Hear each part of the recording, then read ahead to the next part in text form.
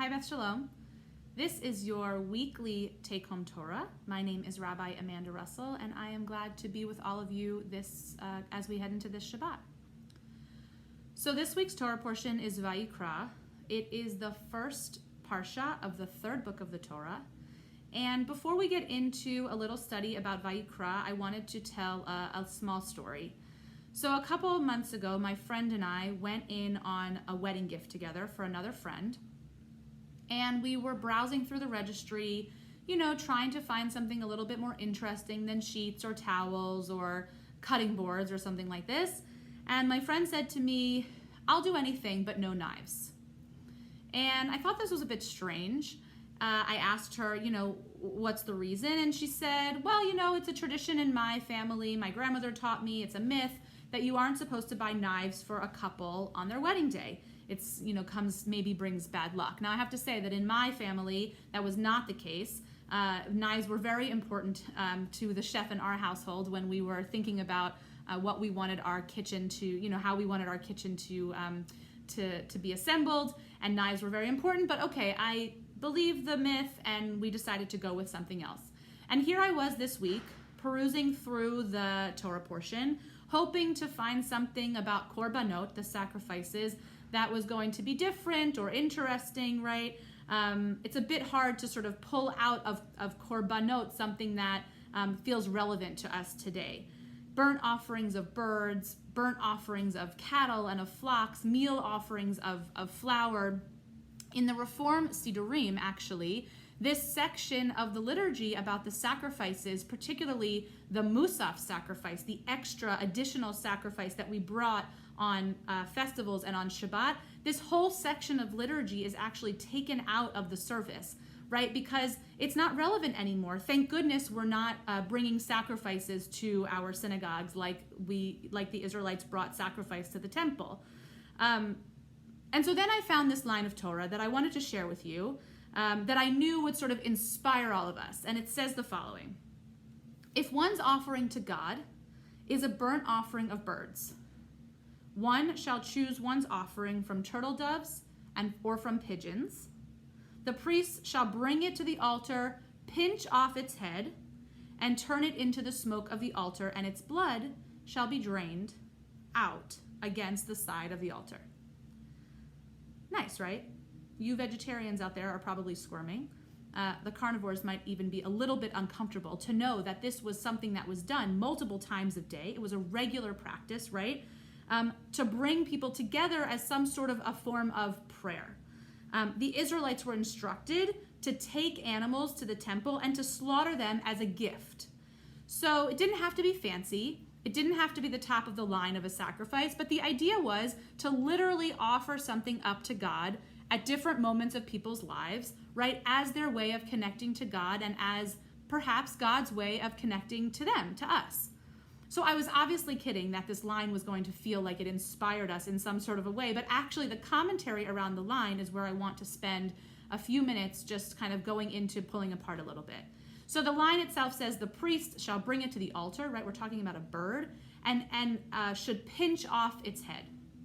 So the commentators look at this verse, and from their explanations, it seems that they think this is a bit cruel, right? They're a little bit concerned with the pinching of the head of a bird, and especially what we know about slaughter today, about kosher slaughter, we're supposed to do it very quickly, right? With the least amount of suffering on the animal. So what was it about this pinching?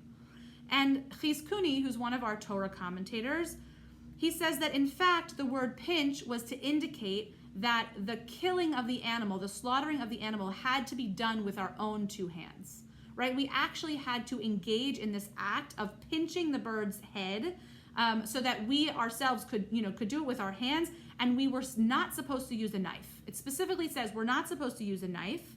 And this, he teaches, is in alignment with the commandment that when we built the altar we also were not supposed to use sharp tools. We weren't supposed to use an iron tool or a sword or a knife, because the altar was used to prolong life, right? Whereas a knife or a sword, he says, is used or can be used to shorten a life.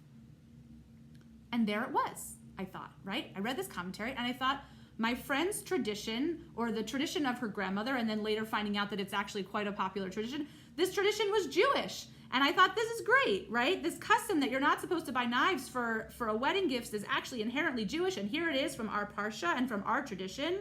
And here we're taught that we're not supposed to use a knife to slaughter an offering, because knives are for death, and offerings to God should be for life, right? Should be for connection, should be for prayer. So we could easily go down the road of korban and what it means to be karov, to be close to something, what it truly means to offer something to God. But the question that actually came up for me this week, and in reading this commentary, is what are the things in our lives that look inherently good and can actually cause damage?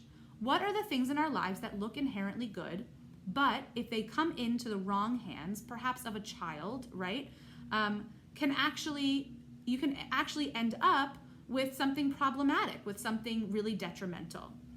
And I was thinking, what are the other things in our lives, right? Not just knives. We're talking about maybe something bigger, where the commentators might pause and look at our practices and say, best if you use caution, because the intention of that activity is inherently good, right? But it can quickly turn potentially problematic. It reminded me of a class that I was engaged in just a couple of weeks ago with Beth Sholom, where we talked about the Mishaberach prayer. So of course, the Mishaberach prayer is to be able to say the names of your loved ones and friends who are in need of healing, right? Where we want to send extra prayers of healing to one person or to a group of people, and we say those names in our daily prayers. But in this class that we were in, we asked the question of when can the Mishaberach go bad, right?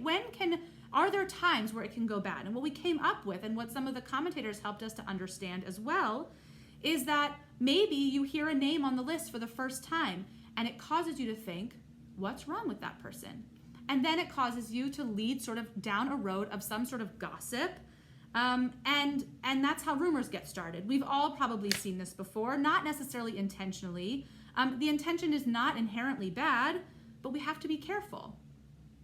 And the most obvious one for me, I think, and probably all of us during this time, is our technology. We have become so reliant over the past year.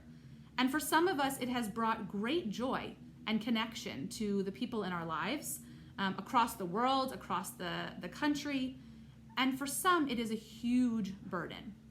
We stare at it all day, and when the internet goes down, we have nothing to hold on to. It can literally destroy us when that happens. And so the commentators might look at us and say, be careful. It doesn't look inherently bad, but it can get to that place in a very quick instance if it ends up in the wrong hands. So I think that Vayikra comes to teach us that we have a responsibility to pay attention. Like many of the mitzvot in our tradition, even the ones that we might not engage with anymore, and don't worry, I'm not advocating for bringing korbanot back as a ritual. The ritual of sacrifice comes with a great deal of detail about how to do it and how to have the right intention. And it's literally a hands-on way to pray. It's a hands-on way to bring ourselves closer to God and perhaps to bring God closer to us. And so like the many things in our lives, if we aren't careful, we can end up in a very different direction than we intended. This is going to be my last Take Home Torah for a little while as I prepare to welcome in a new baby to our family in the next couple of weeks. And so I just wanted to wish everybody a Shabbat Sholom and a Chag Sameach, a Chag Pesach Sameach. As we said last week when we concluded the book of Exodus, we said Chazak, Chazak, v'nitzchazek. May we all continue to be strong, to come closer to a full communal healing.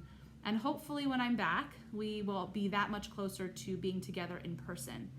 Shabbat Shalom. Thank you for joining us this week on Take Home Torah, and I hope to see you all soon.